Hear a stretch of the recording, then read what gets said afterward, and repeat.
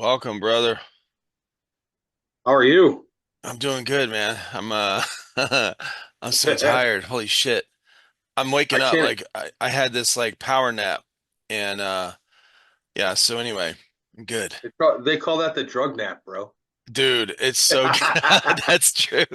Exactly. Oh my God. I was like in La La Land, bro. So, No, you, and you probably needed it. I needed it so much. Felt great. And then I was waiting on my coffee to brew, and then my son, our oldest son, he still doesn't have power. So it's been a week, and he lives out in the sticks, man. And so he may not have it till next week. So he moved all his shit in here yesterday. He's got a dog, his big dog and stuff. So he's got this big cage he's got set up.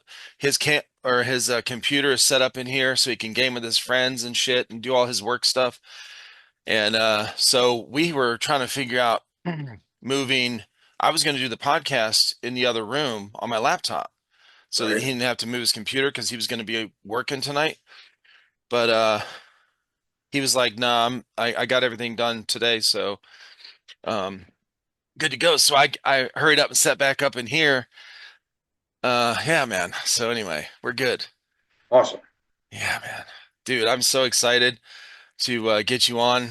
We were originally supposed to get on last week, the Yeah. night that we had our first big storm here and power was flickering out.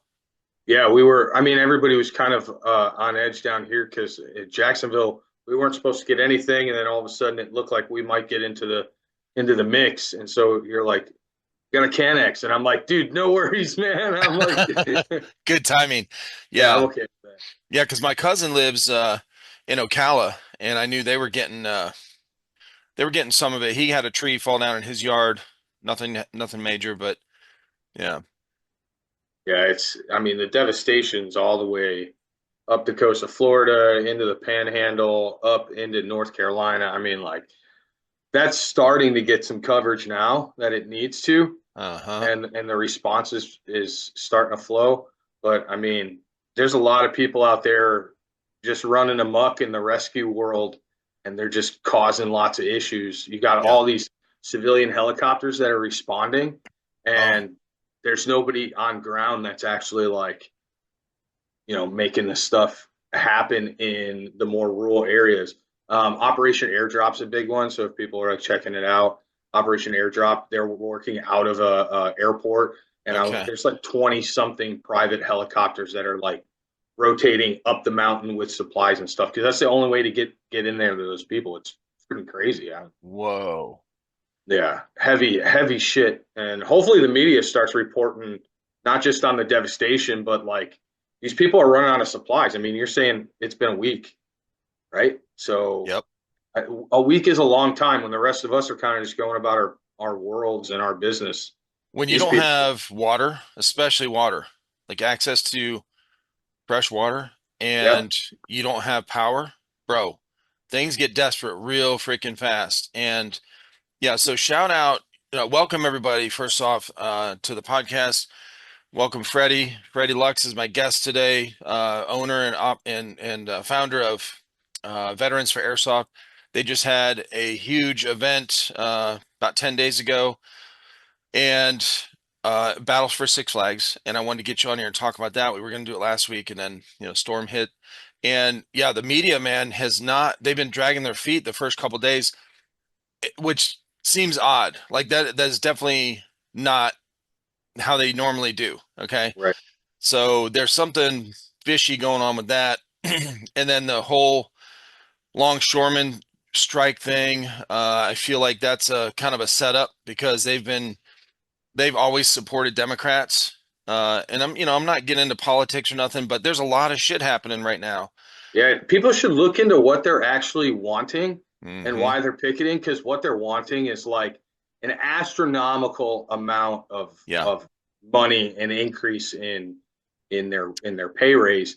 And I think people should check that out and not get spun up in that and taken away from the devastation that was caused. Yeah. I'm just I can't wait for more smart people to come forward and start talking about how did a hurricane take this much water dump it in a mountain, and just everything gets destroyed. I'm sitting here like kind of just natural disasters. They talk about this as biblical on scale. Like Hmm. it's crazy.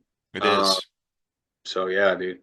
Yeah, shout out to all those people that are helping and all the victims of this, where whole towns are look like It's just gone. sticks and water, Yeah, it's gone. completely gone. I mean, it's, you guys were just at Battle for Six Flags. Was it Six Flags in Louisiana?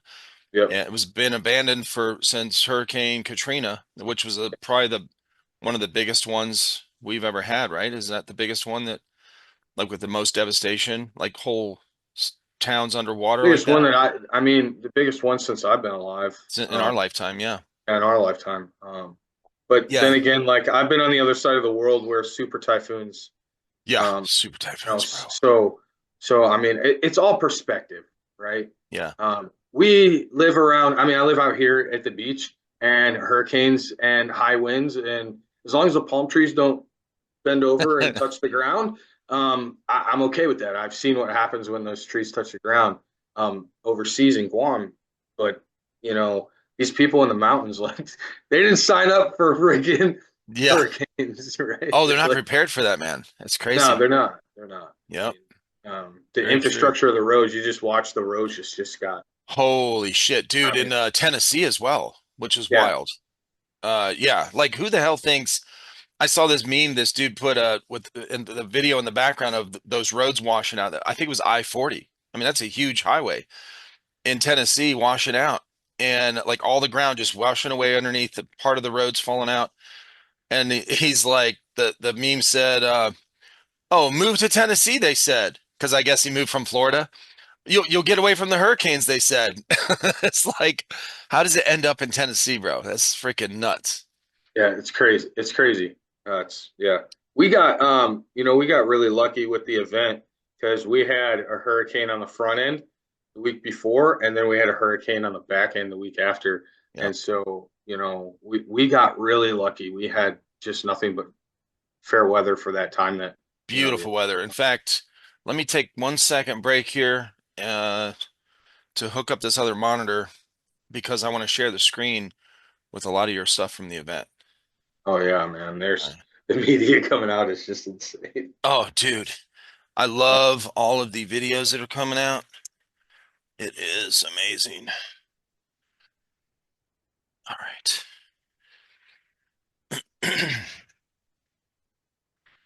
That should be coming up here in a second. There we go. Awesome. So yeah, I was really excited. Now, I had I had last week, right after he got back from the event, I had Tyler Southern from SFH on, just me and him. And bro, he was blown away. I was so excited that this was their first event, airsoft event that they've ever been to, because of you, because of how you guys do, the crew that was there, and also all it drew all these different really good airsofters from around the country to be out there. I mean, what a great event for him to start out at. And this dude was blown away. He is exactly like me. He went in when we started the channel. I made fun of my boys for playing airsoft for the first 2 months of our YouTube channel. Now, I didn't care about airsoft. I just wanted to I just wanted something to do coming out of Right. being paralyzed. So I made fun of them for 2 freaking months. Like, why are you playing it? This is for pussies, bro. Like, go play paintball or something. At least you'll come home with some welts. Okay. And then all this shit shifted. I got shot in the hand. I made him shoot me in the hand. And I was like, okay, that's some real shit. I'm bleeding. Okay. I'm bleeding. If anyone wants to check that out, go check out my Instagram. I actually pinned it at the top. Thanks for that tip, Colton. Today I pinned it at the top so you guys can see what happened. But from that day on, and then of course all the gear. And then right after that, they started recording some of the milsims they went to, and I was editing those. And I'm like, holy shit, dude. Freaking Humvees with 50 cals, blank fire 50 cals. The thumper stuff, with the propane tanks or whatever, the grenade mortars and shit, like the helicopter. So I was just, from that day on, man, I was like, okay, this is way different. Like I had to apologize to him. So Ty did the same fucking thing because he was a veteran, he's a Marine Corps veteran. He's like, uh, okay, it's kind of wimpy, running around LARPing and shit. Like what, and he goes there and he had the same reaction I did, bro. And I'm so glad it was with you guys. Yeah, it was so I met Ty. Um he was the guest speaker. He kicked off in a Irreverent Warrior Silky's hike, Jack's Beach, like 2 years ago. Yeah. And so like our group was discussing like, hey, how can we branch out of airsoft? Like forget airsoft. Let's go out and let's tell people about the crazy shit that we do. And so Vet TV is a big thing. Oh yeah. And so the creator of Vet TV, Danny O'Malley, he created, Irreverent Warrior Silky's hike. So everybody wears silkies and, gets into their character. For us, we all wore our plate carriers and our VFA silkies, and Ty kicked off the event, and he comes rolling up, and if you don't know, you got to look at the media because that'll make sense. So he comes rolling up, and he grabs the mic, and I'm just like, wow, this guy's like pretty amazing. The first thing he does is crack this blown away joke about Afghanistan and his time in service, and like you could tell everybody's there to heal and be part of something Uh-huh. great, and they're all just got this look on their face, and you could tell who the Marines were, because they're all giggling, and you could tell the guys that were like, this is going to be a really great event, and but it goes to say like how just his speaking, and he can capture you. I mean, you're looking at him and you're like, I need to know your story. Like you can't be in front of me and not tell your story. So uh, they were doing SFH was kicking off their apparel thing. I said, hey man, come to Jack's Airsoft Fest, check it out. And guys are like, okay, yeah, hesitant. Jack's Airsoft Fest goes off. There's no airsoft shooting. There's a couple guys dressed up, but mostly just a bunch of nerds just talking to each other. And the community didn't know them. They didn't know the community. And then Six Flags happened, and even then, I was like, hey, I'll reserve you guys gear, set it aside, like it's all here for you. And hesitation, and I think it's like, hey, I don't understand how somebody who's been in combat wants to like get dressed up and pretend to do what traumatized them for so long. And I guess if you know, and if you don't get it, then you should check it out because it still offers you an opportunity to choose. And they had a choice to choose, and so we got his ass in the helicopter, and he was rolling around the AO. Yeah. You got to see that on your podcast with him, and Yeah. and just that group is really fantastic. His story's phenomenal, and so we're gonna push him deeper. We're gonna get him into the VFA truck next, Oh and up shit. on the 30 cal. I think we can do it. Oh Like, yeah.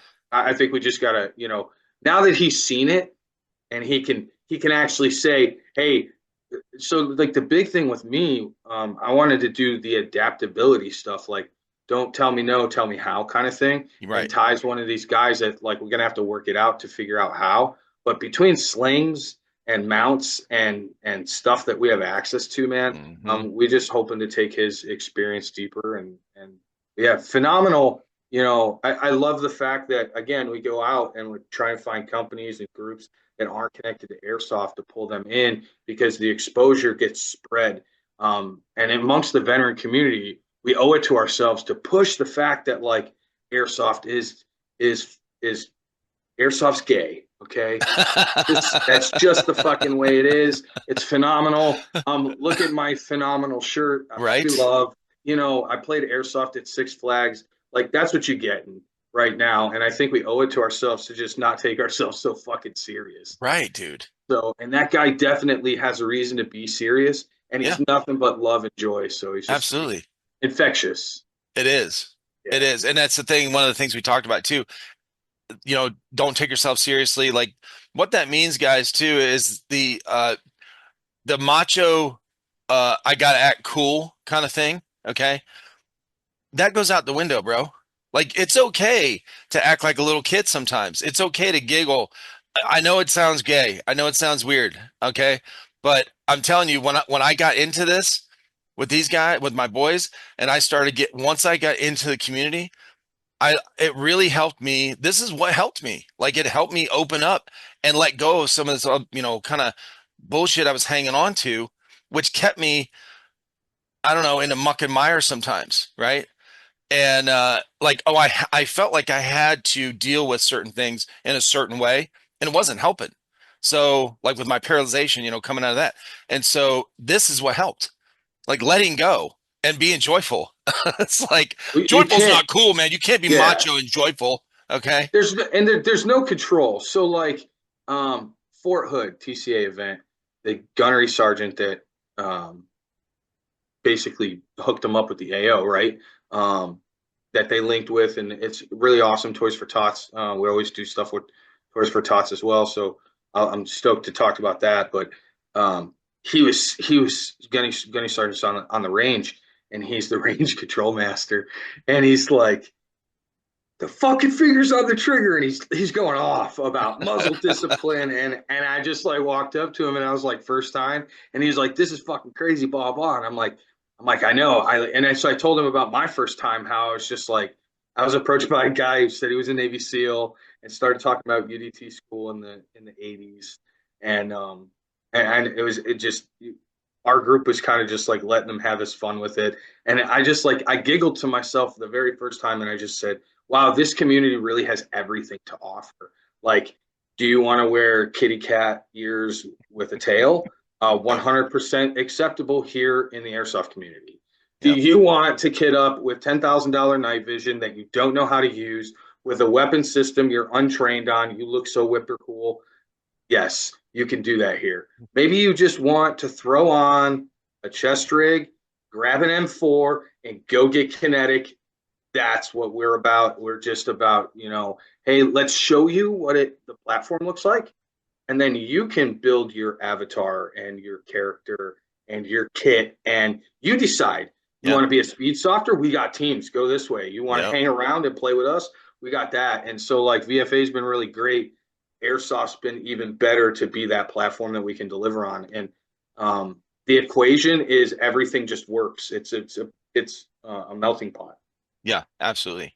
So Yeah. It's got to be the broadest, most diverse group I've ever seen in my life. That is the most fun and offers the most options on how you want to play. yeah, Then nothing else does it. And I know people are like, man, you say this all the time. Like, I'm just telling you, bro.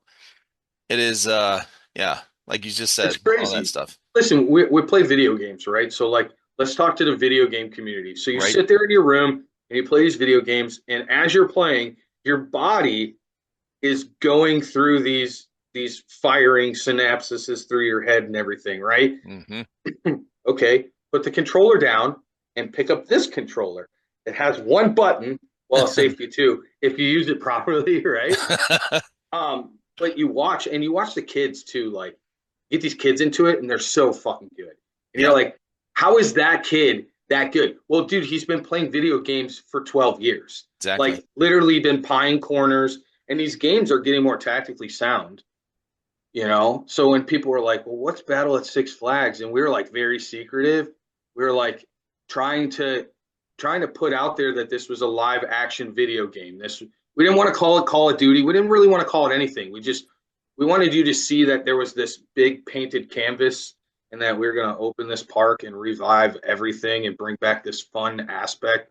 I think once people got into the park after the first 90-minute call came down, everything, I think everybody kind of embraced exactly what it was, which is exactly that. Like from A to Z, what do you want? You want airsoft, you want milsim, you want speedball. You're the kid that showed up with blue jeans and was forced to paint them tan on vendor row.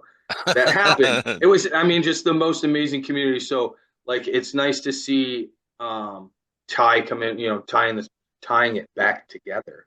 Um, to see him come into the community and have such a great time at our event, and just it stamps the mission, just one more time. It stamps the mission, and I think there's more guys out there. We did a lot of really cool shit over the weekend to give back to this VIP group of 100 guys. So yeah, man, I'm here to answer questions and just whatever you need. So yeah, this embodies like one part. of the event, right? This picture right here. And this is like, uh, I mean, you got the helicopter, the immersiveness of this whole event. You had NPCs, and I want you to talk about that. And then the first video I saw on my feed, on my Instagram feed, like the day, like the last day of the event, or the day after, or whatever, was a clown. Somebody dressed up like a clown pushing Yeah. a baby carriage. I was like, what the hell? Oh, bro. Dude, I was like, this fits so good because if y'all go and look at some of these pictures of the Six Flags, it looked like a scene, like the park itself looked like something out of Walking Dead Yeah. because it's been shut down for so long. You got moss on it, you got like just overgrown everywhere. It was amazing. So yeah, and the helicopter, I love that it's not black stealth, like it fits. It really played. Yeah. Hmm. Yeah. From top to bottom, all the way across, every little piece that came together, like really, the vision really came. I mean, we gave it everything we had, and there were a few small things that we probably could have spiced up a little bit more, but I mean, all of these aspects, like you said, look at this photo. And so this was done right before the event had started, and Heligunner is the company that came out with their helicopter and their Humvee, and a huge shout out to them. They, I'll put their link in here too. Anyone who's a yeah, part of it, I'll put their link. Hellgun or actual. Okay. yeah. So we used Vendor Row sponsored the helicopter, and so we were kind of we didn't want to all these things to come out. We just wanted to deliver Yeah. and let these companies and everything that we stand for as a community kind of speak for itself. And Heligunner came out. They came in from Texas, and from the time that that bird spun up to the time that it shut down for the day, my wife said that she couldn't see anything but white teeth from the helicopter. What And people were happy? Oh, yeah, I mean, you know, they threw me in the helicopter and were like, "You have to get up in the air and see your event. Like this is the media that you need right now." And I got in the helicopter, and just as a photographer, wearing my goofy costume and spotting, which I did. I ended up putting my phone away. I was like, "Wait a minute, I'm gonna start spotting." And this pilot, bro, let me tell you, I've flown at Milsims before, and flying as a Jaffo, just another forward observer seat, uh, was the best experience I've had in Milsim. And Mm. the guy behind me, I'm sure he says the same thing. The guy across from him, the same thing. I think we put 48 bodies on the helicopter, Whoa. and every single individual that got on the helicopter, including those on Vendor Row, were just like, holy shit. And it's like, let's go, man. Like this is what we can deliver together. This is what this company was able to deliver. Let's max out. So I know that TCA is looking at bringing them in for Stonebreaker next year. Mm. And holy cow, dude, like, Yeah. yeah. But so this photo, you could see all the debris, right? That's All what the I'm looking leaves. at, bro. Yeah, dude. So I can't speak for it because I removed myself from the AO. So I actually was only on the AO for maybe a half hour's worth of time while the game was going on.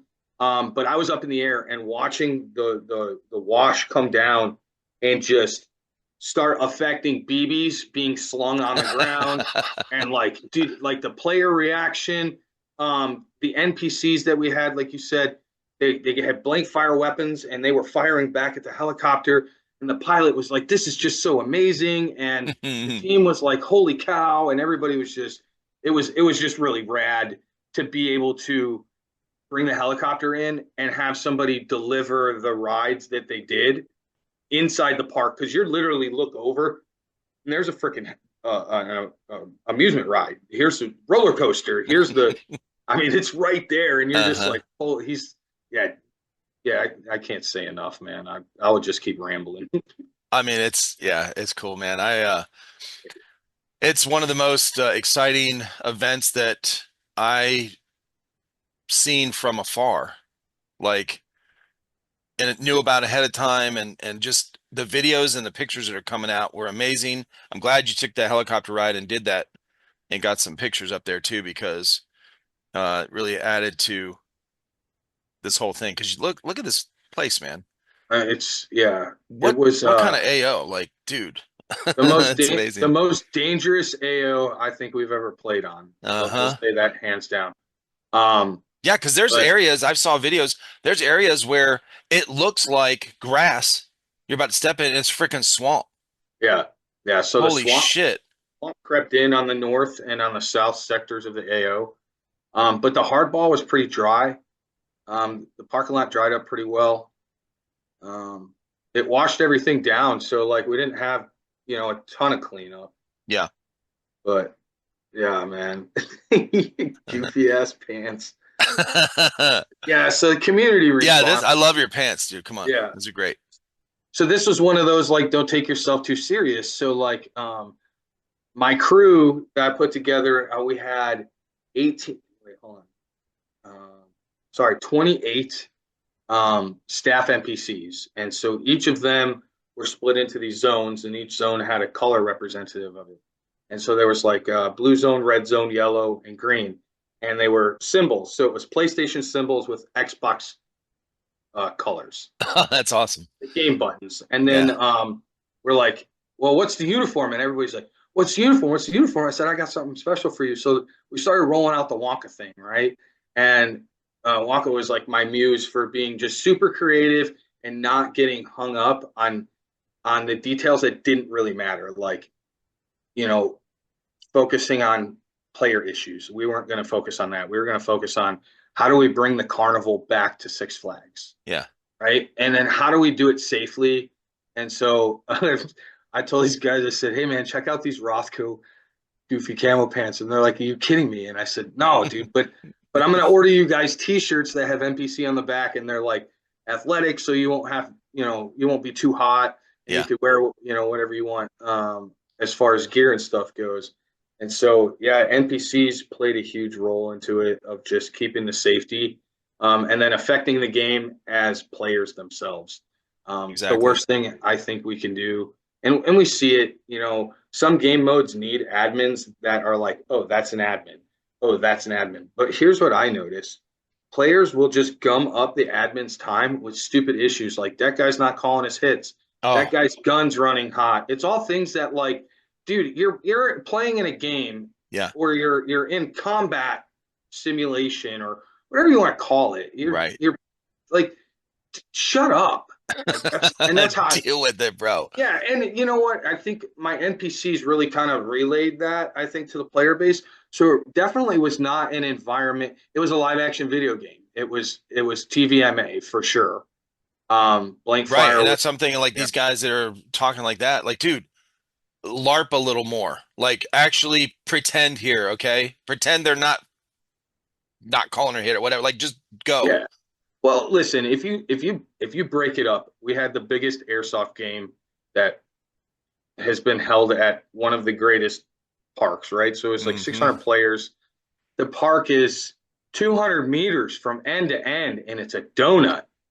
You know what I'm saying? Like it's just a big circle. And then all of the maneuverability, which was in those swamp areas, we were going to cut trails in. But the swamp crept in with the water from the hurricane the week before. So we were really limited. And Mm. guys are just like, people are going to pitch. And I said, look, man, we're conveying that this, first of all, it's a charity event for us to be able to go to the next level with our organization. Yeah. It's a big hard flex that says, hey guys, like we're here, we've been here. It's time to take notice, not just inside airsoft, but outside of airsoft too. And then for me, just creative side, like I was ready for something bigger. So, I know that you were curious about asking some questions about how it came to be. Yeah. Um, so Well, that's I'm all really I'll have to glad say about that. But I'm really glad you told the story in the beginning of how you met Ty in the first place and SFH and how you got them out there. Excuse me. And I so one of the things that he talked about was uh the NPC stuff and how they were incorporated into the event. And and I didn't even know that Third Coast was going to be there. Yeah, so you guys, how did you get all these big names out here Yeah, what was the process of setting all this up? I mean, we've been talking about this for quite a while. You started this idea of this event here for months and months Yeah. and months ago. So Um, I want to say first time I heard about Six Flags and playing airsoft there was like the second time I played airsoft because we drove past Six Flags Great America up in Northern Illinois going to Black Ops. And so it'd be so cool to play airsoft in a park. And then you fast forward and I started playing with TCA, and I know that they were looking at it in 19, 15, and then again in 19, I think, something like that. So Six Flags New Orleans is, the city owned it, so they didn't want nothing to do with airsoft or any of that. They did movie productions, and so there's a Uh, bunch of movie productions done there. Jurassic World, Event oh, Horizon. Um, uh, there's just a bunch of movie productions, right? And gotcha. so January rolls around, and I was kind of like at a point, you know, when life starts kicking you in the dick, you got to like focus your energy on stuff. And I was kind of like not wanting to focus on the VFA thing and kind of wanting to do my own thing. And Hmm. she's like, look, you can quit and be a quitter, or you can just double down and take what you need to take. And I was like, yeah, but I don't want to run. I don't want to rattle any cages coming in and trying to do a large scale event to raise the money that we would need to either shut the organization down properly or to take it to the next level. Like, Hmm. you know, fiscally responsible is our motto, and we try to be as transparent as possible. And so when Rachel's like, she basically called me a pussy, like, you're gonna My wife's fucking done that to quit. me, and I'm like, Yeah. okay, hold on, So I hold my went, beer. yeah. So like I just sat down and I just started, I was like, okay, what do these guys do? So like they go and they search for AOs. So I started brainstorming, okay, where could we play airsoft? So it was like amusement parks, obviously. There's two of them, three of them. Concrete World was another one that we looked into. We looked into the one in Maggie Valley. Um, they don't want nothing to do with anybody up in that park. Plus, I think that the hill climb would just kill everybody. Oh yeah, But Six Flags is there, and I was like, all right, let's go. Let's go to work. And so, bam, I just started doing my research. Um, the abandoned urban explorers really helps because they show you where all these cool AOs are. You get a look inside of them.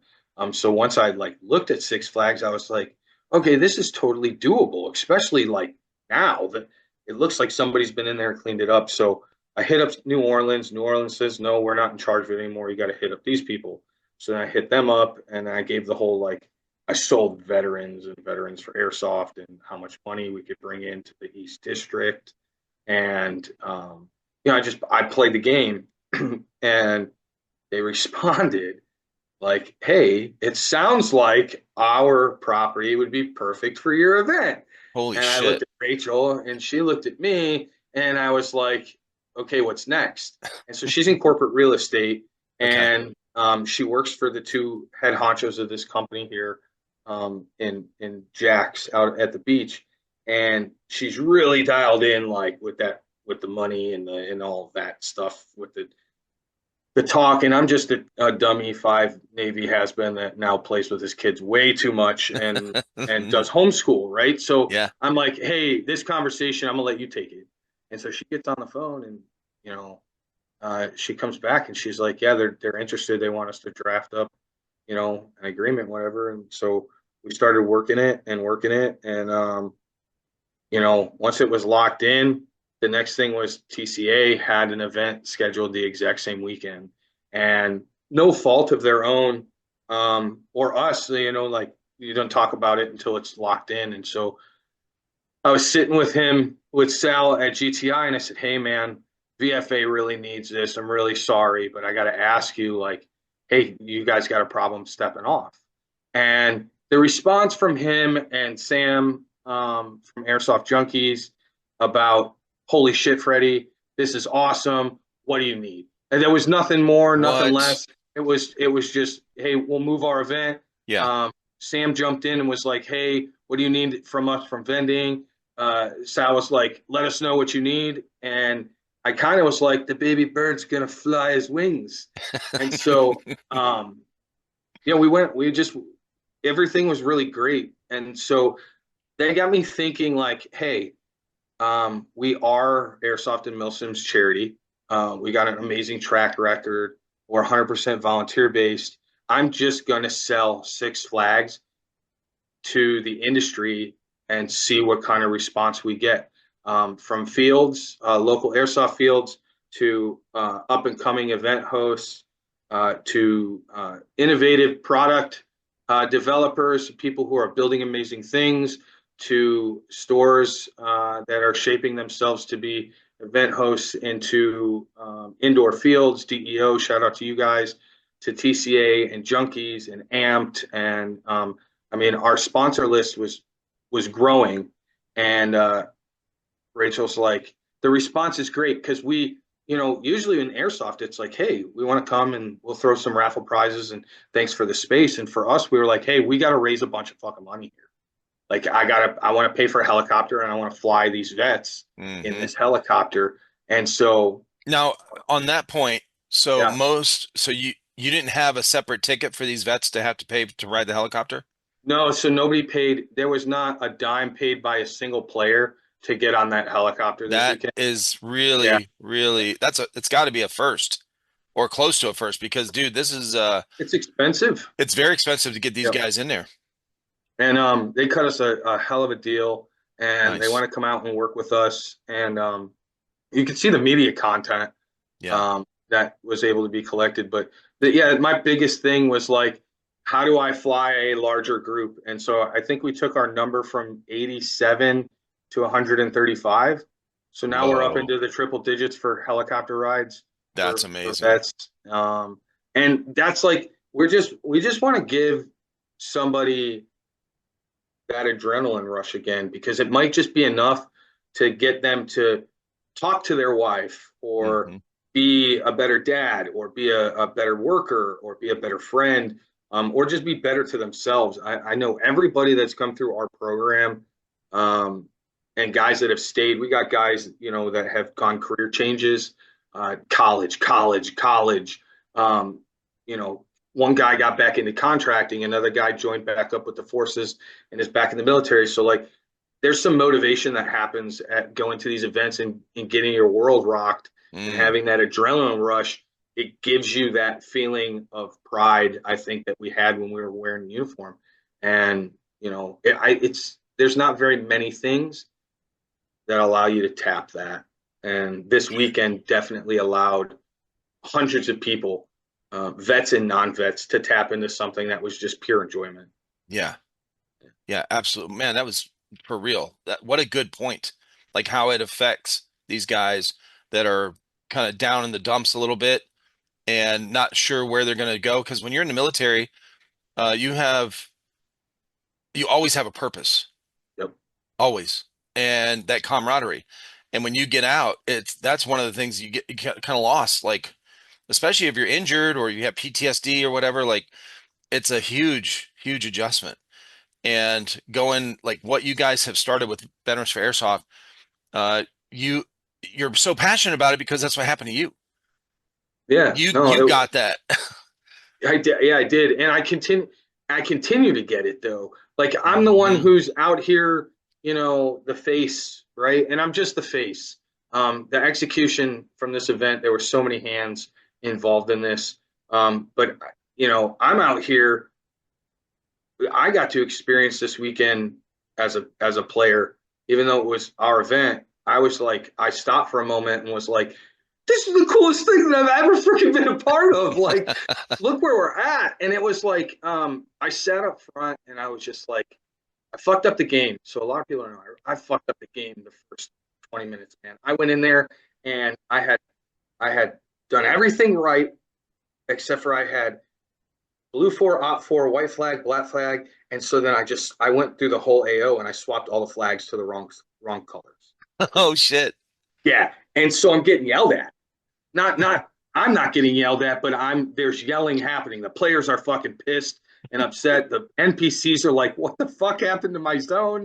I had it all squared away. And it was Freddie was riding around on a side by side and screwing up the game. And I stopped for a second and I was like, what are you doing, dude? Like, you're sabotaging yourself right now.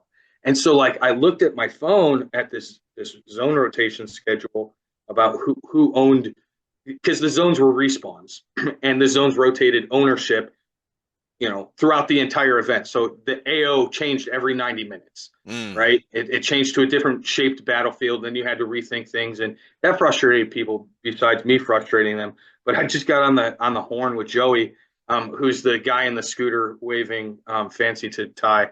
Yeah. Yeah, Joey says, I said, Joey, I'm stepping off the field for 15 minutes or more to recalibrate myself because I've just screwed everything up. I'm really sorry. Can you take over and unfuck my situation? And so he took the brunt. It took him like 20 minutes to get it squared away. The NPCs all came together, and staff was like, okay, Freddy's off the field. Put him in a fucking chair and don't let him move. And Get him in that so, damn helicopter already. Shit. yeah, no. So I jumped off the field. We went up. We reestablished our med bay, which was super important for us. And then I started taking photos, and I wanted to be just upfront so players could come and tell me how shitty my game was. Because that's what they do, man. They'll find the game producer and tell them all the how jacked up it is. And the community really just respected the fact that this was just it's a game that you can insert yourself into. It was scheduled to run 10 and a half hours. It didn't due to med issues, and an executive call on my half and the staff to end X early, or pause X for 2 hours. But yeah, man, it was besides me screwing up the very beginning, and I don't think I really spoke on much since the event. I've been on a few podcasts, but I haven't actually taken ownership for the first 90 minutes. And guys, that was my screw up so bad. I went on the AO and where tan was supposed to be spawning. Now I said green was, and then I was giving you guys all wrong information. And guess what? It was totally on purpose. It was a total milsim experience. All right, so don't shoot me for it. That's awesome. Too much fun. Yeah, it was. We were waiting. We were waiting. Everybody was biting nails. They're like, "How are they going to respond?" Because the staff thought I was kind of crazy for trying something completely different Yeah. with this AO. But it was like we get one shot. Eminem said it: one shot, one opportunity. Don't blow it. Right. And yeah, no, I mean, like, look at this. These guys, Ghost Frog Airsoft, they're a team out of Texas.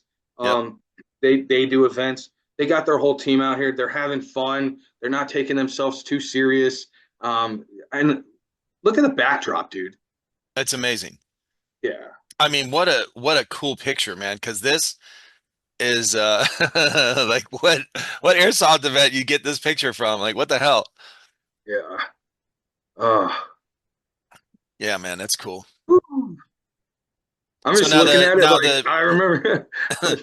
the NPCs, what were did you have them doing like did changing things up, like going in, what was their purpose in each zone? So I left it up for a lot for interpretation, right? So our NPCs consisted of all the Iron Hawks, which are all the VFA guys, that have come through the program, and then they decide to just stick around and hit the events with us. Hmm. And we've got our own elite milsim team, right? We're hardcore, baby. No, we take care of the organization is what the team does, Yeah. and we take care of ourselves. And once you're out with us and you're playing, it's on you. It's sink or swim. We don't sit here and hold your hand and tell you exactly how to have your experience. So then B3, Milsim, Steve and his guys stepped in to assist us. And then we brought on E4 Effects, which is Alex Fallon and his guys, and they brought the Simfire. And so what I did is I split everybody up into zones, and I put a zone commander in charge. And so there was your leadership, right? So this guy's basically the head admin, and he's got minions. And so each zone commander had 5 minions, and they were split up by color: blue, red, yellow, green. And they were supposed to maintain their boundaries, maintain safety, order, discipline. But then it was open for interpretation how the role playing went. Mm. So every zone had a different vibe. I know that if you were in yellow, the mass healer was reviving players. So like a player gets struck down, he'd come up and be like, "I've got you. Come forth, my son. You've been blessed." And then he'd like go back into battle with him.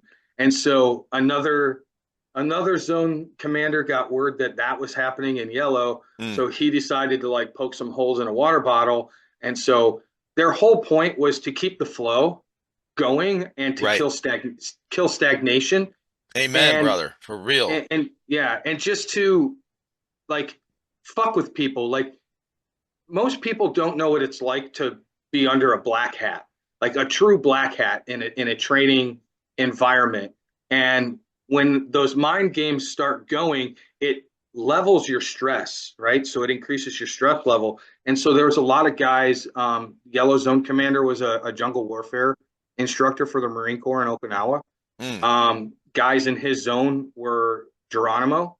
So they've done the professional and NPC role playing thing for the Mm. Army. Oh shit. Um, yeah, I mean, there was a lot of military influence in the NPCs, but there were just airsoft players themselves. So the real thing was, how do I get all of my friends to come out and work their asses off for me for 2.5 days and tell them they can't play at Six Flags? So you can't do that. So then I was like, well, this just works. The equation, here we go. We'll just plug these guys in. And they got to play. And I mean, they were on the field. Um, I let the stories talk for themselves. Some people didn't have good experiences, but those are few and far between. Sure. The majority of people were like, holy cow, that clown was freaking insane. And so Uh-huh. I'm totally ready to answer any questions you have about Art the Clown. What's up with him? I gotta find his picture. I know it's on So if you actually click that video, yeah, this one. no, go down, scroll down. It says mail. No, this after action review 7 p.m. tonight. That's the one Okay. that'll have. So this is Greg Reese's. Yeah, this is the one I watched. This is So where I saw the clown. Yeah. yeah, there you go. Bro. Hold Yeah, on. yeah, you're I'll have gonna to have to work pause your it. magic. So Greg says, "Hey man, I want, he's a huge, he loves to have a big impact on airsoft events, Okay. and he's huge into the community. He's amazing." And he said, "Can I come as a clown?" And I said, "Okay, what are you going to do?" "Well, I want to set up my store in the field." And I was like, "Absolutely not. Like that's just like we've seen what could happen. This is just a bad idea." So I said, "Okay, how do we bring the store to the game?" And so we started spitballing ideas. And I told him about my scavenger hunt. And so part of the game was scavenger. And so there were cassette tapes, old, you know, hi-fi cassette tapes, audio cassette tapes. You had fuzzy bunny rabbit keychains, and they all were color coordinated to the zone symbol, and they were spread out through the field. And so the clown really helped get these items out there. And then so he would take red items and throw them in every zone but red. And then you had to get them back to the red zone commander. But maybe you didn't own the red zone, so you had to figure out how to get it to one of the NPCs in the zone without getting busted. So this balloon idea popped up. Greg says, "Hey, let's put DEO, let's put Battle at Six Flags on these balloons, and we'll get color balloons, and I'll hand out the balloons, and they can take the balloons back to the zone commanders." I was like, "Oh my god, this is great. We could, make them suck helium out of it and sing the Star Spangled Banner," which actually happened. And so he, We need that video, bro. yeah, I'm hoping a lot of that comes to life through the GoPro footage. But so he says, "Yeah, I got all the balloons." So went on a hunt to get the helium, and he shows up. And again, guys, like I trusted these guys to just kind of just do their own thing. Hmm. And so the whole story behind Art was his babies. These balloons were his babies. And if you fucked with Art, you found out. You fucked around, you found out. And inside the carriage was a mounted minigun. No. Yeah, so he pulls back the carriage, and the fucking barrels are just sitting right at level, and he's got it all like hooked up to just like hammer down. Oh And so shit. yeah, so like he would just show it, and then all of a sudden the players just wanted to interact with him. They didn't really want to mess with him too much. And so if you shot him and killed him, he had to revive himself with one of his black balloons. Yeah. So he would have to suck the black balloon, and then he'd my babies, and he went through this whole thing about his babies. And Greg was out there for the duration of the event. He took two very small breaks, and he impacted that event so massively with his character. He rolled into battle, and the players would stop just to interact with what he had going on. Yeah. And he just, I mean, when you talk about investing in friends, Greg's a good friend of mine. He's a veteran. He's a huge, avid role in the Southern Florida community and Okay. nationally too. Um, he just did such a great job with bringing this clown. He even like got Rachel to interact with him, and Rachel's terrified of clowns. Um, I'm so glad that he decided not to do Mr. Six. He was going to dress up like Mr. Six, Uh, and he decided to do the clown instead. And it just, man, like everybody was like, they saw him roll out of his trailer and come across Vendor Row, and you could just see everybody like, holy fuck, like what is happening here? that's what I did when I saw this video the first time and that clown popped up. I said, "What?" Yeah. And like you're looking at it and you're like, what? That doesn't belong in an airsoft game. Oh, you are so wrong. It was there, and Right. it was amazing. So I know where we can find a lot of these too is so I know that they're using the hashtag yeah, the hashtag. stay tuned media. Is that what they're Well, I saw B6 or something, B for oh six. battle yeah, so it's been so throughout the park.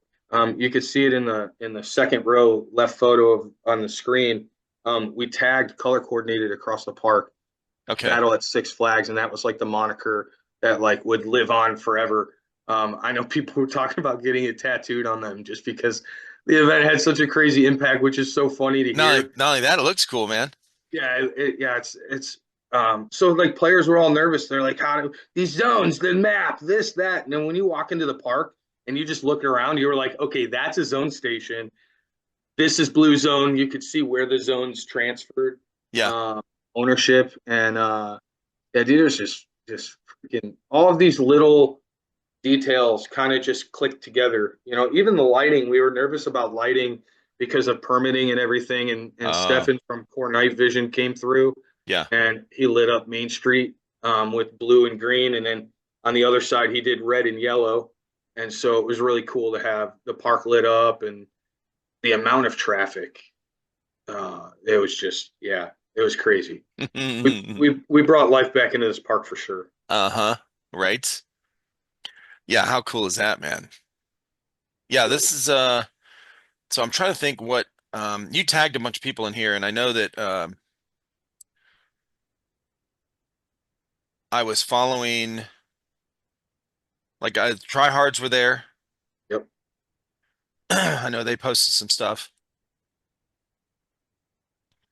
Yeah, if This you click that, their part one video shows them actually rushing the park from the front. yeah.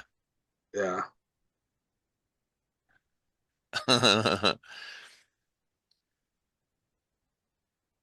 Yeah, this is cool, man. yeah, Best op so far. Like I've yeah, I'm just hearing all kind of good shit about this. What a cool experience. I'm really glad you guys were able to do it at this time too. Before winter. yeah. And I guess, it was Ty was saying it was pretty warm out there. And he was Yeah, it like, was. dude, it was pretty hot. And these dudes are out here kitted up and geared up in the clown, like and playing and staying in character and doing all that stuff for the whole event. And yeah, he was impressed with that too. Yeah, the dedication. We were really nervous about heat conditions Yeah. and people falling out, and we're calling it the baker's dozen, right? We had two medical situations that needed intervention. Hmm. Both recovered, good to go. Oh, And good. then we had a couple, come out just feeling a little woozy here, boss. You're like, yeah, let's sit down, let's get some ice on you, let's get some water in you, some food. But the player base really responded well. I think the game layout too of like, holy cow, we're not going to be able to last 10 and a half hours in 90-degree heat. Yeah. Like we got to pace ourselves. So that definitely helped pull players off the field, back onto the field. They took care of themselves. I know that Nice. they hated the hot water that we delivered to the zones. They were bitching about it. I really want to say that that's probably like, look at that shot, dude, of the helicopter coming overhead. And Uh-huh. oh, dude, just yeah, There's a lot of these, by the way. There's a lot of good footage out here from this event.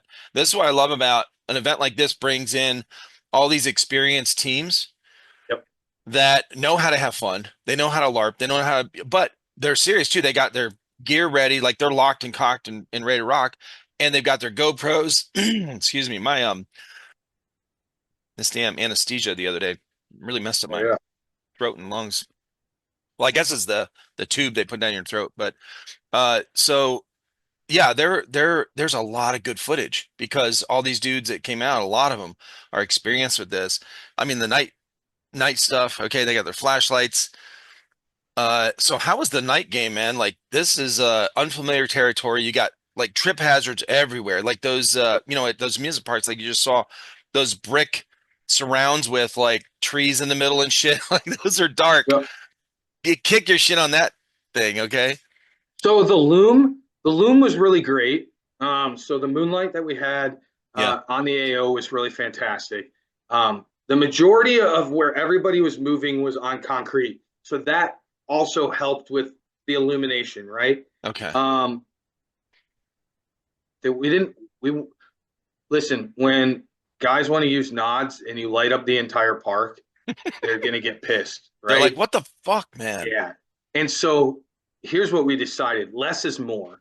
So if there's players that are like, hey, we're done for the day, and there were a lot, there was a lot. Sure. But we just kept rolling the game into the night phase. Okay. And honestly, there was a lot of players out there Saturday night, and it was intense. I mean, they climbed into the ring and they slugged it out, and that was what we were expecting you to do all weekend long. Uh-huh. And they were like, "Well, I was spawn camped here and spawn." Well, there wasn't no spawns. You just got to go into the game at the zone station that could be overran, and Mm, so you could have gone out the back. You could have gone to the left. You could have gone to the right. You could have gone up the middle. Regardless, you're going into a fight. So strap man. up. It's like Call of Duty, man. I can't keep up with these kids. They get in there and they shoot you, and then they're upstairs, and then they're downstairs Oh yeah. shooting you, and Yeah. you're just like, what the shit? And I think that you watch the footage. It's heavy, man. It's Uh-huh. all big, fast rushes, heavy pushes, and a lot of teamwork. Lots of teamwork. Absolutely. Yeah, and shout out to Tryhards again, man. I had them on the first time I had them on, I had I think a big majority of their team on all together, all at once. And then I had them on again. I think it was just uh no, maybe it was a like maybe half their team or something. And, it was a handful of people. But yeah, great. And, and I met them in person at GTI, at one of the Stonebreakers. I think it was my first Stonebreaker, actually. No, I didn't know him yet. My first Stonebreaker, but might have been my second one. And I love to see teams like this. And you guys had a lot of them, like guys like this Yeah, at your event. Like you said, Ghost Frog. Shout out to Admin Airsoft. That was his original team he started with when he lived in Texas, and then he moved to Florida. And he's been rocking the Florida scene for a few years now. yeah. He's primarily out there in the Tampa area, I think. Yeah, Yeah. yeah, man. Yeah, no, everybody's like, yeah, you guys had the cream of the crop. I mean, we had a lot of teams. There were a lot of individuals too, and it's funny to see their reactions in the Battle at Six Flag group about, I came solo, but definitely wasn't a solo player for the weekend. Yep. So, and Yeah, and yeah, that's what happens. this vendor row was, sponsor row is what we were calling it, Hmm. was just really awesome to see 26, I think it was 26 companies all in. Whoa, Um, that's from awesome, dude. from vendors to raffle donors and sponsors. I mean, our raffle had 15,000 worth of raffle prizes. Bro, when Yeah, I had it was Ty Southern on, he was talking, he was like, that was one of the other things he was super impressed with. He's like, we've been, SFH have been to events, right? Is what he's talking about. He's like, we've been to all kind of different events. The giveaway stuff, the raffle stuff is usually, it's okay. It's like, it's swag, right? You know, a keychain thing or whatever. Like, he's like, these guys had some real shit, bro, to give away. Yeah. Yeah, these guys, so we were just like, once they jumped on, they're like, Freddie, what do you need? And it's like, hey, let's make the biggest impact. Let's rifles. I mean, we had more rifles than anything. We had two complete HPA systems in weapon systems. You had Mm. multiple MTWs. You had Oh, shout multiple out Wolverine. Nice. yeah, Wolverine. You had multiple Polar Star engines. You had multiple Redline engines. Um, yeah, I mean, everybody came out and just gave the community this amazing raffle, and Hmm. yeah, we were stoked. So getting all this together and seeing how it went, uh, Hmm. what would you say on your next event? Would you want to change? What would you add or keep? I mean, everything sounds really like over the top so far. So Yeah, it's hard to. yeah, this is kind of like one of those. Um, if I was a one-hit wonder, this is where I would retire. I mean, you know what I'm saying? Um, Absolutely. It's hard to top that, man. yeah, it is, and we're talking about it. We're like, hey, how do you top it? And it's like, even if like there was a shot in the dark of doing it again, it would never go off the same way, Uh-uh. right? I mean, very rarely is the second movie ever better than the first. Exactly. No, you So gotta have, well, it's because of yeah, expectation. It's yeah. because people, it's predictable. And you had a So lot of unpredictable in this. well, there was a lot. I mean, we were in a war zone. I don't think people realize where we were. The East Mm. District of New Orleans was not fucking user friendly, Oh, and really? no, we were living between two neighborhoods that had gangbangers, and Oh, it shit. was yeah, it was. I mean, for us as staff, we were armed security Yeah. at the gate. Like we all stood watches. Holy It was shit. yeah, it was crazy. We had, yeah, it was okay. So here's I'll answer your question because I don't want to talk about security anymore. But so having something this big states to the community, hey, we've done 6 charity games.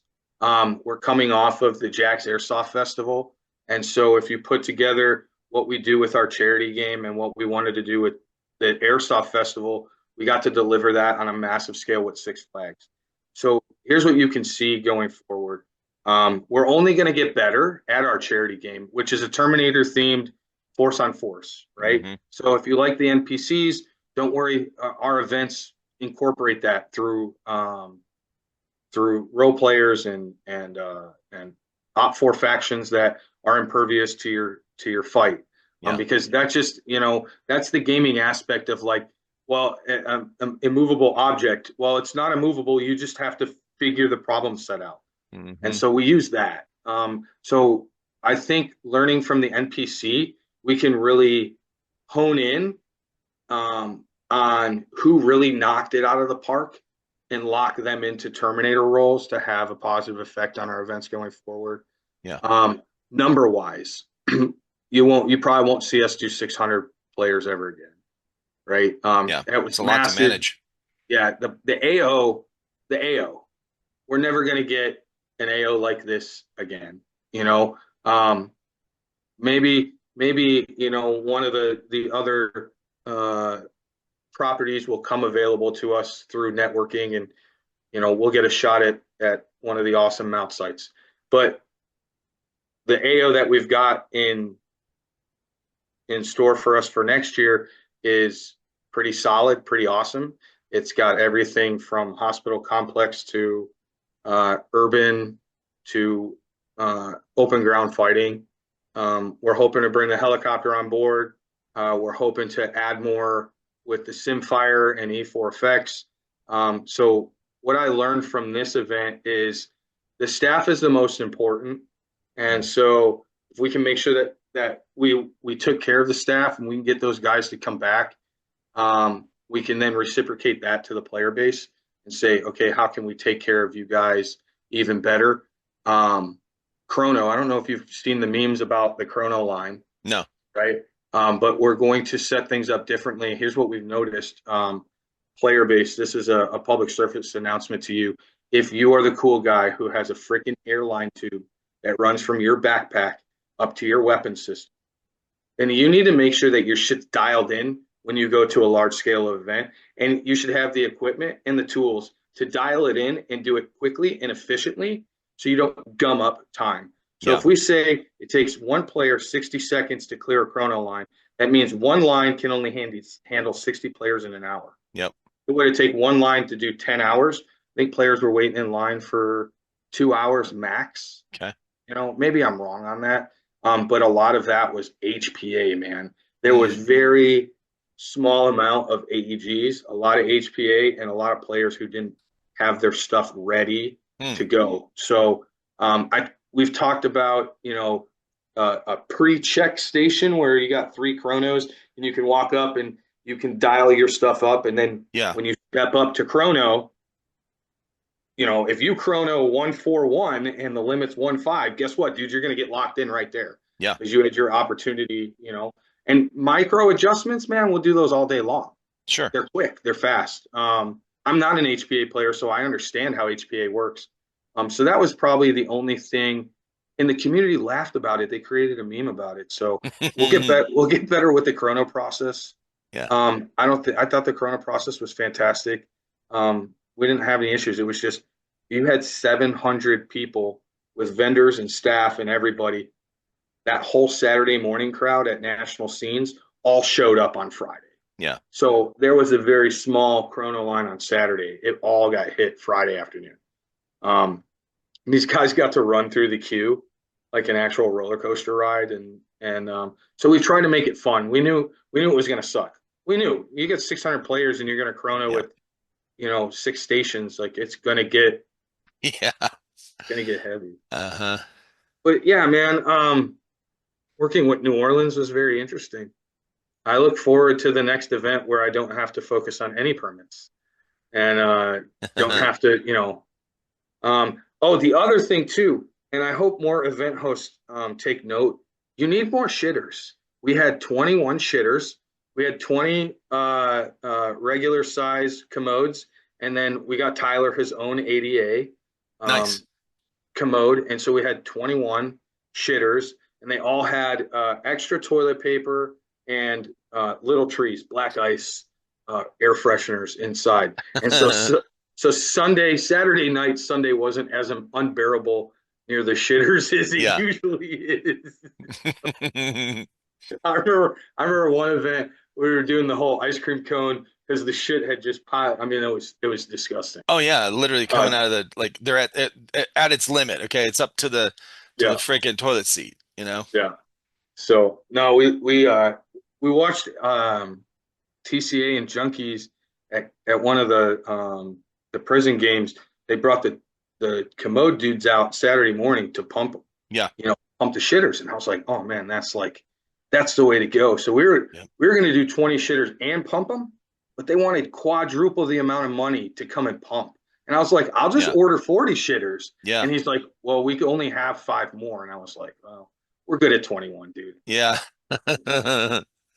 Yeah. Go shit in the woods, bro. Okay. Yeah, you might get a swamp puppy up your ass. Right. Yeah, I mean those are basic issues that are really hard to overcome in these giant events. You got registration, you got safety brief, you've got chrono, and then the shitters. I mean, Yeah. and for as how many people are there at these events, 700 people, uh, it went, I mean, it sounds like it went pretty smooth. I mean, you're not going to get, I mean, it's just going to take some time. It's going to take some time, Yeah, I you know? listen, all volunteer staff that doesn't get to rehearse this, um, if there's perfect, we did it. Yeah. Nobody got seriously hurt. The ones who did get injured got handled quickly. Nobody from staff died. They all still like me and want to be my friend. Or so they My say. Yeah, well, yeah. My wife, I didn't have any. That was the thing. I was pretty calm and chill. Like I just told my, I was like, you know what, these guys got this, Yeah. and they're all airsofters. And the big thing was like we just empowered them. We're like, listen, think about all the shit that you don't like about events and don't do that stuff. There you go. That's it. Good idea. And we can get better at it. And I really yeah, like the idea of what you talked about earlier, where somebody, came up with the idea like the healer, right? Like getting, breaking up that stagnation. When you have force on force, when I've been to these like Stonebreaker or some of these big events, and they go really well. I mean, TCA puts on some great events. They've been doing it for a long time. They have good experience. And but that is one thing that is always kind of the hang up where it does stop gameplay in certain areas. It's difficult to get over that sometimes. yeah, Yeah, especially when it's player driven, right, right? right. And so that was the one thing is we're like, hey, we don't want players to dictate. So you shouldn't be able to have an effect as a player on my playability, and that's my viewpoint, and that's somebody who's done the commander thing for many years with TCA, 4 full Hmm. years, right? I mean, and then multiple others. And here's what I know about people. We talk about, well, what does airsoft give you outside of just shooting each other in the face with BBs? Is you learn to work with people and the most extraordinary people on many levels, right? So you're like, we've got to work this out, Hmm. and you learn that you take the good, the bad, the ugly, and you're never going to get exactly what you want out of the situation, but here's what you do have, and we've got to focus on the good. And yeah. That's awesome, man. Well, I want to take a quick break and do shout out to the sponsors of this episode. Skirmish. It has been a sponsor of this podcast for man, quite a while. Actually, I've been talking about Skirmish since before they even became sponsors, and I'm just really impressed with the system. And this is what I'm going to challenge you with, Freddie, for some of your upcoming events in the future. You get this thing set up at your events. There is a shit ton of stuff you can do with it to enhance the game and make it change on the fly. And I'll tell you who you could reach out to if you haven't ever, talked to him already. Is Yeah, six. no, we talked to them in depth about bringing it Okay. out to the last charity game, Yeah. and it's just a lot of the AOs that we use. There's no connectivity, Yeah. and that's the that connectivity and that internet. But yeah, these systems. I mean, he was running me through how they communicate with each Yep. other, and everything's on a heads-up display, and the game master can control it. So Well, I'll give you another tip on that too is so 6 millimeter Mandalorian. I want to put you guys in touch because this dude is rocking the skirmish thing with 400 or 500 people in a galactic Civil War type of, Star Wars themed event. He's got he's done some really creative stuff with it. But one thing is without connectivity, he'll and I've heard this from a couple different people is they'll set up a Wi-Fi hotspot from their phone, like hook their laptop to it, and now that all you need is that one box. All you need is one skirmish yep, box that's connected right there, and that's why it's called mesh, skirmish.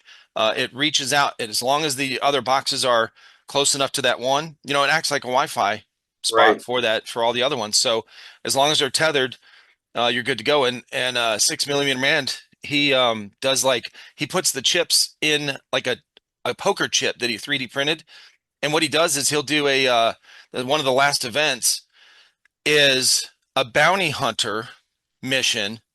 He wants to break up the stagnation. right, So he'll go out and put a chip on somebody. I don't know the exact I might be messing it up. Maybe it's not a chip, but the it's hooked to the skirmish system. He'll use the bracelet or the chip that he made and he'll put it on somebody. Then he goes back and creates a bounty for that guy and you've got to go find him and get that chip and scan it with your skirmish thing so that it shows up in the game that you completed that bounty and you get 500 credits, you in-game get the credits. point. So there's a lot of versatility with it. Okay. One guy uses it for he took this bracelet thing or the box, took the box and put it into a pistol case and painted it like red and white, like a medic box. And so it's mobile. Now it's mobile on the field. So the medic carries it around and scans people. And that's how they get revived. It's a Oh 10-second wow, scanner.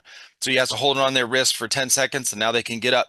But what that does is it's logged now that this medic got points for scanning people and helping people and reviving. So there's a lot of shit you can do that after the event, people can go back into skirmish.net and look at that event and see what they did as a team and an individual.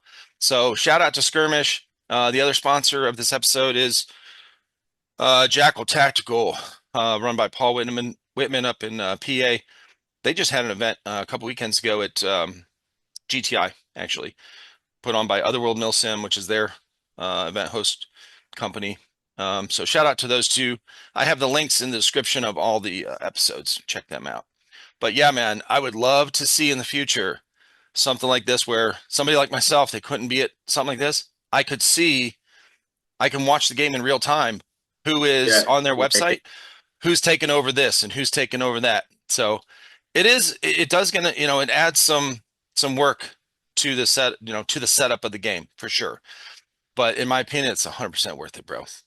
It's the next yeah. level. I've heard pretty good things about guys who are into tracking their respawn Yeah, ratio or points for domination and all the cool things that you can do with it. So yeah, definitely. So I want to bring up I'm going to search I'll tell you who was there, who was posting a lot, was River City Ranger, who came out with Jax. He does a lot uh with Cherub Milsim, who you had out there, and they had the booth set up as well. Matter of fact, they revealed a new landmine type of yep. poppy thing, okay, that is going to be pretty cool coming out. So let me see if I can get Rivers thing up here real quick and share the screen. Yeah, Jax is a cool dude. I know you've known him for some time now, Yeah, we roll pretty heavy at TCA. right? He's got his after action podcast. Yep. Yeah, River's one of his guys. Yeah, so this is River City Ranger, Aaron, and he was posting. I started seeing right away some of his posts from the event in the beginning, and yeah, helicopter there, sponsor row, one of the things there. But yeah, a bunch of different people came out. Now, is this it? No, that's this past weekend. That's Bo Okay, from that's AFA. yeah, Bo from American Milsim. Yeah, he ended up winning the Polar Star Jack Oh, raffle. nice. Yeah. Yeah, pretty cool, man. Yeah, a lot of good teams, a lot of good people out here at this event, and I know that those guys are still probably high from that event, like just really excited about it. And yeah, that's pretty cool. I want to Yeah, see if he tagged. the Facebook group has like 2.2 thousand people, and every day there's just more and more posts, more and more photos. And that's what's really great is it's been so hard to get into the park and get photos and videos, and you see all these YouTube videos, and we opened it up and like allowed these guys to get in here and take all of these shots, and they're Yeah, just sharing it. So like even if you didn't have a photographer with you, don't worry. Like there's so many videos and photos out that you can just take what you need. right. Yeah. Yeah, absolutely. Now this is Jax that runs Cherub. I don't think Cherub actually has a that. What do they have? A Facebook, right? Yeah, they have a Facebook. That's what we need to go to. If you You go, I'm trying to think who was posting. Yeah, Polar Star came out, so their rep is brand new into Airsoft. This was their first event in a while, as being part of the sponsor, and he came out. We were able to get him up on the helicopter for a ride, and he was like just so much fun. yeah, Are that's you cool. are you in the Battle at Six Flags group? I don't know. Where is it? So if you just Let me search search it. battle, and it's battle at symbol. Yeah, there it is. Yeah, my group. So I'm in it. Yeah. And if you hit media up at the top, it'll just throw Oh, there we go. there, and That's you what can we need go to do. photos, media, album. I mean, like this is all the players have just been dumping into the page. Oh, okay. Oh, that's helpful. Right. Yeah. So little side piece for everybody who's like, I can't find the photos. They're all right here. Okay. Every photo that anybody's ever taken and dropped in this page is in this group. I will definitely put this link Yeah. uh in the description of this because that is, yep, that's what we battle at. I got it. Yeah, this is it. This is it, man. This has everything. I want to see the picture of him with the gun out. So you can see the handle of the minigun in that shot. Oh yeah, right here. Yeah. I'm sure somebody's working video right now. We haven't seen anything, you know. We're seeing we're starting to see some good quality content videos being pushed out, but we all know how long it takes to go through all Bro. of your footage and the amount of raw footage that even just our photographers got. Yeah. I mean, we're dropping it in you know chunks because there's so much. Well, not only that, I mean, these guys, you got to remember, there's five, six, 700 people at an event. They go back when they're done, right? They've already taken time off of work, Yep. majority of them. They go back, they've got 30 hours of GoPro footage, which is not easy to load in the computer. I don't care how badass your computer is. Okay. Those GoPro files are huge and they got to go back to work and they've got Yep. kids and they've got families. They've got, they can't spend the first 24 hours after the event jacked up on Mountain Dew or whatever doing editing. Okay. Hey man, where are the photos at? Dude, the event ended an hour ago. Calm down. Right. For real now. Yeah. It takes a couple weeks, man, to get work that in, but great Yeah. shots in here, overhead shots of Yeah. some of the park and the rides. And you can see here, like just how overgrown some of this stuff is. And, Mother Nature really, I yeah. mean, when I briefed it, I talked about the trauma that you're going to feel when you walk in on the park. And you can see these trees just take back over. Yeah. And the I mean, look at this. wildlife, yeah. Right. And it's probably a very diverse wildlife too, Louisiana has with all the Yeah, swamp I mean stuff. the mosquitoes was the real. Bro. They were horrible. Yeah, I'll bet. Oh my God, I've never seen so many grown humans just freak out and just start whacking themselves for no reason. Like it's just dry, you know, and you get those mosquitoes and you just had enough and you're just like, oh Yeah, yeah, that's it. That's it. I don't care what I got to do. I can't stand here anymore. And you I start cannot jumping keep my up and military bearing, bitch. Okay. down. It's so true. Yeah, there you go. Oh, here we go. Okay, Yeah. let's zoom in. Oh, that carriage squeaked too. Oh man. It had this wobbly wheel and it was squeak squeak and Oh, dude. Greg knew how to play it where he literally would circle the whole park and then refill his balloons, refill his water, take 10 minutes and then he'd right back out again. He'd do Oh, another lap. dude, that's awesome. And he was pacing himself so well. He was just slowly walk and then he would wait for people to start freaking out and then he'd Yeah. interact with them and it was just yeah I'm excited to see the footage of more interactions with the clown. Yeah, for sure. What Yeah, a- what a cool aspect to it. And I think that's one of the biggest things that makes an event is having so many different pieces and pieces of the puzzle or whatever, in these events. The characters really help. Your NPCs and then, the clown and stuff like all the different facets that go into it really made it exciting for me to hear about and see. And I'm sure, obviously the guys that were there. What a cool thing. And you made some really good connections, man, with new people. Like doing this event, you hooked up with people you've never hooked up with before because it put you out of your comfort zone, like reaching yep, out and getting this park, getting yep, everything in the works, getting the helicopter. Like, okay, now we got this thing locked down. Now, who can we get for the helicopter? What about how do we pay for the helicopter? Like all these different things, man, it engages the creative part of your team and yourself and you and your wife and like what other aspects can we add to it? So now you've got this, you just built a big block of experience for yourself for the next thing, and you made some connections and contacts along the way. yeah. I mean the helicopter, we watched the professionals do the helicopter. TCA's just been fantastic. And then I got turned on to these guys because they fly for tactical games, and so they do real steel shooting on targets out of the helicopter at tactical games, and that's like CrossFit meets running guns, right? So it's Whoa. the fitness running gun thing, and they were out Live here, rounds. yeah, live rounds on Dude. target. Hell Um, yes. so when we approached them about airsoft, they were like, "Yeah, we do milsim at our training facility.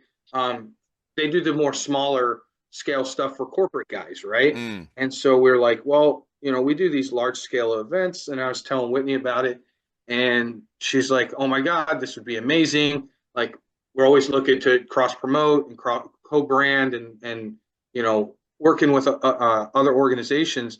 And so when I all I said, she says, "Well, what's the AO?" And I said, Six Flags in New Orleans. She says, "Well, can you send me a pin?" So I sent her the pin.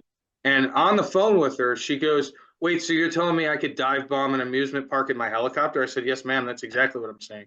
And that was it. I mean, they were in. She said, "Well, Sign me up. I'll talk to my team and I'll get back to you." And she says, "Yeah, I talked to my team. We're all in, and we're gonna have to be choosy about who actually goes." Yeah. Uh, but the helicopter pilot, he was just unreal. I mean, he was giggling and having a good time, and he got his mill sim on. The helicopter pilot was just like, "This event is amazing." And again, like I said, yeah, we pieced it together, but the community came together as a whole to really put this event. You know, I mean, this thing's gonna live forever. Absolutely. Yeah, This is what this podcast is about, is creating memories, sharing stories, to pass on to the next generation, the younger generation. Maybe it's not even our own kids, but the next generation of airsofters that are coming up. They can see this and go, bro, what? You know? yeah. I Hell mean, yeah. it's really going to be hard to find an AO that is is going to beat this. We're talking about it, and it's just like I don't know, man. I would love to go back and do this again. I would love to have the park 10 years ago Yeah. before it just because it's so bad. I mean, Yeah. we're It's like, like, I'm sure unless yeah, you go in there and clear a bunch of shit out with machetes and machinery or whatever, there's a lot of avenues that are blocked off. it's tons, Hmm. tons. 10 years ago before everything crept in, but man, we got to go out there and do the thing. So Yeah, bro. it's so crazy. Yeah. Well, I'm definitely gonna have this link, like I said, in here. And yeah, this is very cool. I think I all my curiosities are answered. I mean, between the videos I've seen and and talking with Ty already about it. And the cool thing too is because of how epic it was, you had there had to be some guys that were kind of like Ty, maybe brand new to it, didn't know what to expect. Okay. And this is their first event, and they're like, "Oh, I was a little skeptical about airsoft, and now, bro, what? They're all in." Yeah. So there were two things that I heard. I heard a bunch of new players like, "This is the most epic milsim ever," and we're like, "Well, it's more like you know, it's airsoft mill sim. It's whatever you want it to be. You got a helicopter and you got sim fire going off in all the zones. Like these are elements of military simulation. So you Hmm. call it what you want." But I turn around and I looked at Rachel and I said, his next event's not going to be is not going to be as exciting. Like, and we even said we're like, so like, where do we go from here? Like, Yeah, what's next? And I said, well, we take everything that we learn and we just double down on the Terminator thing for our charity game. yeah. And we've been trying to get back to 300 number wise, and I think 2025 we'll be able to hit that now. Okay. We made some believers. People are always skeptical about charity work inside of airsoft because of Mm. how much stolen valor, how many pieces of Oh, shit there are inside the community. huh. It's a beacon for crap. As much as there's so much positivity, there is that small percentage of the swamp. Sure. And Well, that's what I was gonna say in the beginning when we first started talking about it, and you were like, I was hesitant. I didn't really know what I wanted to do with VFA. I was kind of, t taking my foot off the gas pedal a little bit. And I think part of that is um, from your experience first starting VFA and some of the hate you got, right, from some larger groups or whatever, and just that you probably didn't expect to get. And it probably stifled a little bit of that, so you didn't want to. I mean, I could see that, especially my my experience when I started getting into this and I was all excited, and then it kind of took when I found out about uh some groups of people that were just like kind of stirring the shit, stirring the pot, just on purpose. And the majority of the airsoft community is cool as fuck. Like, let's go. Okay, we're down for whatever. And then you got this group that is like, uh, no, that's dumb. Like, you got to be like this. Okay. So it kind Yeah, of, the judgy guys. the judgy They're guys. so judgy. You're Like, not dude, cool. You're don't not judge cool. me, You got to be bro. cool like us, dude. Okay. You can't be Yeah. giggling and having fun like that. You got to still be cool. Like, So no, bro.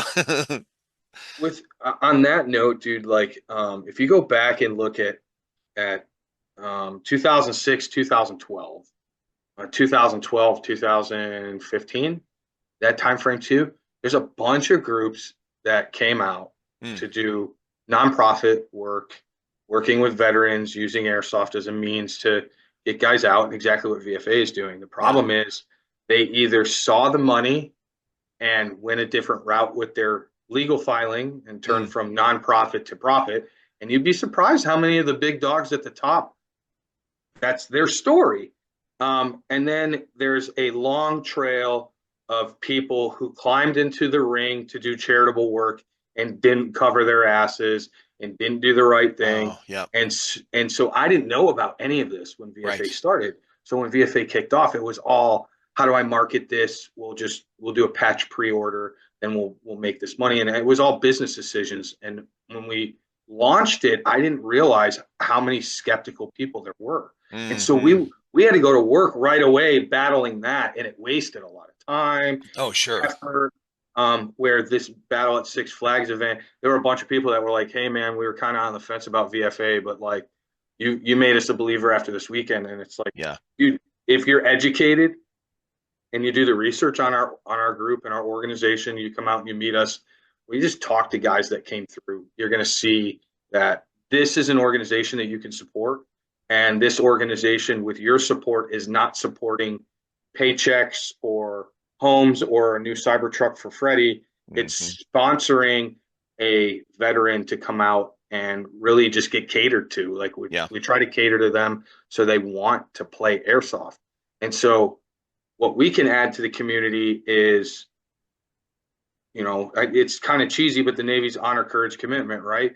The Army's core values. You know, this is the type of people we want to bring in, Yeah. and we get to say yes or no, and that's a really great thing too, because again, like I say, you get the 80-20. I think it's even small. It's probably 90-10.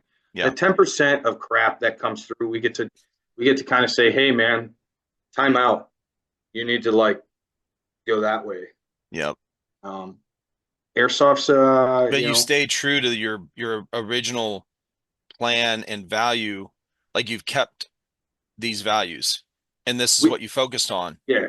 Well, that's the soapbox I get to stand on, right? At the end of the day, if you're standing there judging us and you're looking at it, you should have a conversation with me, because I bet that we line up and Yeah. we see things eye to eye. Because I'm here for the hobby, the sport, the community relation. It's not a money maker for me. Yeah. Yes, we have to make money on the fundraising side so we can continue to grow. And Yeah. that's what we're doing. If you're looking at us, and it's the uneducated. Yeah. So to educate you guys, just if you're still skeptical, okay, that's cool, man.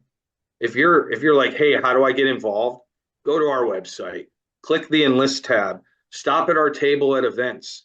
Realize that we're 100% veteran driven, and Hmm. so we get a lot of people. I want to help. I want to help. I want to help. And dude, that's awesome. Spread the word. That's how you guys can help. Get these guys off the couch. Tell your friends. If you're a veteran and you don't have any vet buddies around you, go tell your civilian friends Yeah. about this. Let's just get more people into it, right? Uh-huh. And there's still some swag left from the event. So Awesome. these shirts are on sale. I played Airsoft at Six Flags. And guess what? You could have stolen valor too. Maybe you didn't go to the event. You could still buy a t-shirt. Say that you That's did. gonna be me, okay?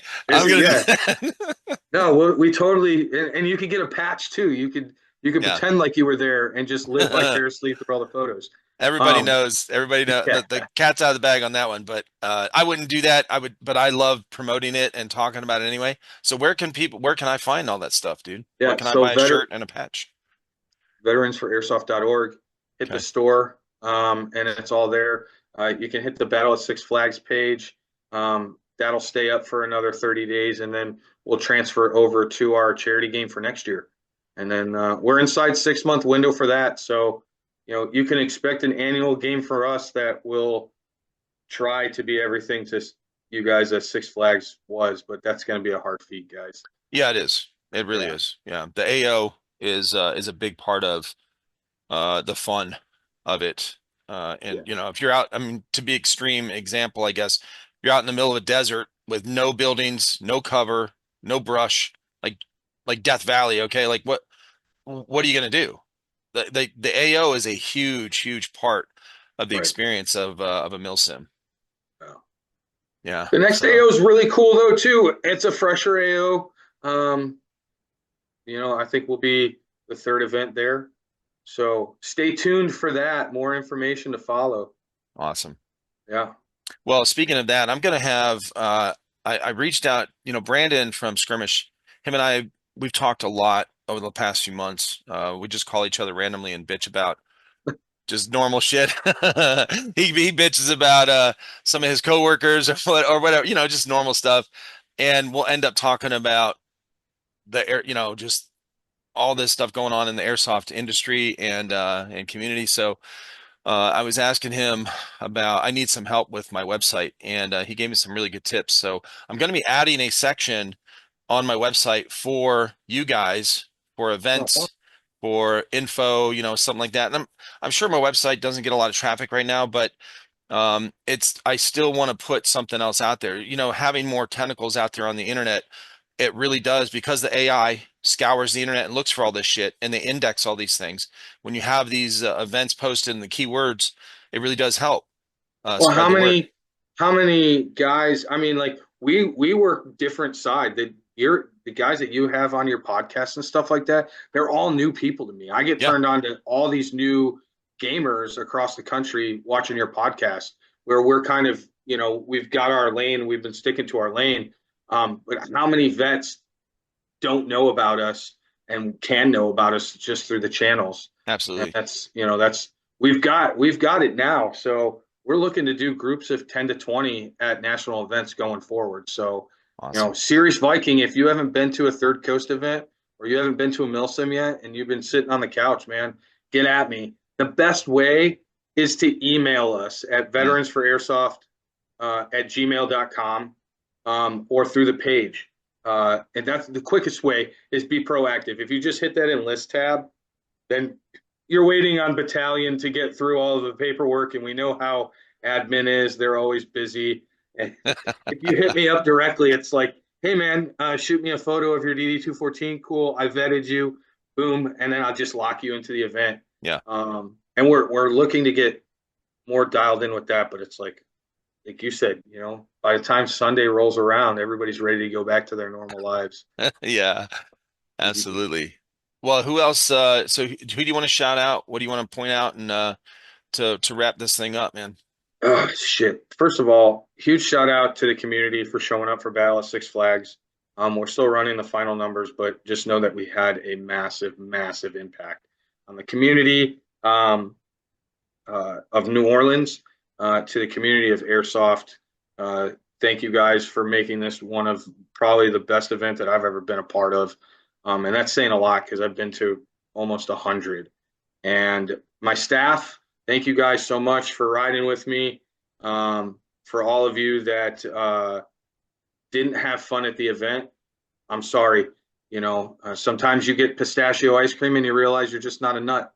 fan, and that's okay. And Yeah. we understand that. Yeah. Just give the organization a shot, because again, we're not event hosts. We're just gamers who want to try it our way. Yeah. Uh, Heligunner, thank you guys so much for everything that you brought with the helicopter experience. Airsoft Junkies for powering the event, all the sponsors that jumped on. I'm not even going to start to rattle There's them too out, but many. Yeah. there's a ton of them. They really came through. And huge shout out to my lead medic, who was Colt. He did an amazing job, and found himself in situations that his professionalism was Kicked exactly why in. we brought him. Yeah, he was Yeah. amazing. Um, so outside of that, man, thank you for having me on. Yeah. If you guys aren't dialed into what this guy's got going on outside of just this podcast, he's freaking super awesome human being.